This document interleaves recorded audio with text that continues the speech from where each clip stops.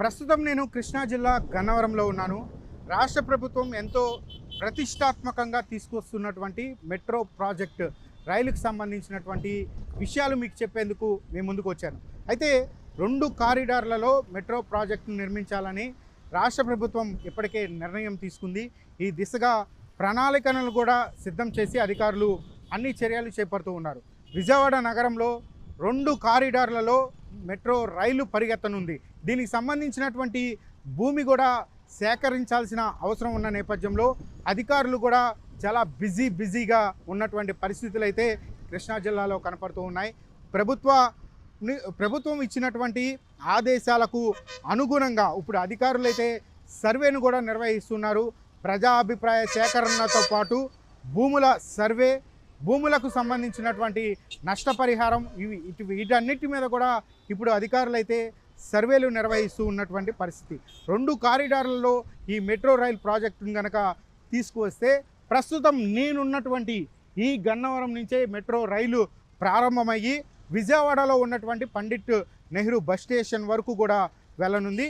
మరో కారిడార్ను కనుక చూస్తే విజయవాడ పండిట్ నెహ్రూ బస్ స్టాండ్ నుంచి పెనమలూరు వరకు 2 కారిడార్లలో ఈ మెట్రో రైల్ ప్రాజెక్టును నిర్మించేందుకైతే అధికారులు అన్ని కసరత్తులు చేసుకొని ఈ యొక్క నిర్మాణ పనులకు సంబంధించినటువంటి పనులైతే వేగంగా చేస్తున్నారని చెప్పుకోవచ్చు. మొత్తం 38.40 కిలోమీటర్ల దూరం ఉన్నటువంటి ఈ మెట్రో ప్రాజెక్టు సంబంధించినటువంటి పనులు వేగంగా జరిగేందుకు అధికారులైతే అన్ని విధాలుగా కూడా ఇప్పుడు పనులైతే ముమ్మరం చేసినటువంటి పరిస్థితి. గతంలో గన్నవరం ఎయిర్పోర్ట్ దగ్గర అండర్ గ్రౌండ్లో మెట్రో ప్రాజెక్టును తీసుకురావాలని చెప్పని రాష్ట్ర ప్రభుత్వం భావించింది. అయితే దానికి సంబంధించి ఖర్చు విపరీతంగా వ్యయం పెరిగిపోతున్న నేపథ్యంలో మరొక కొత్త ప్రాజెక్టును ఇప్పుడు అందుబాటులోకి తీసుకొచ్చింది.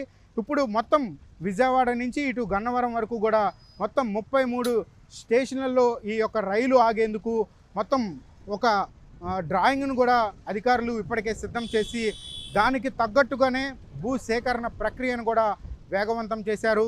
ప్రజల యొక్క అభ్యంతరాలు, నష్టపరిహారం, భూ సేకరణ ఇలా పలు అంశాల మీద అయితే అధికారులు క్షుణ్ణంగా సర్వేలు నిర్వహిస్తూ ఉన్నటువంటి పరిస్థితి.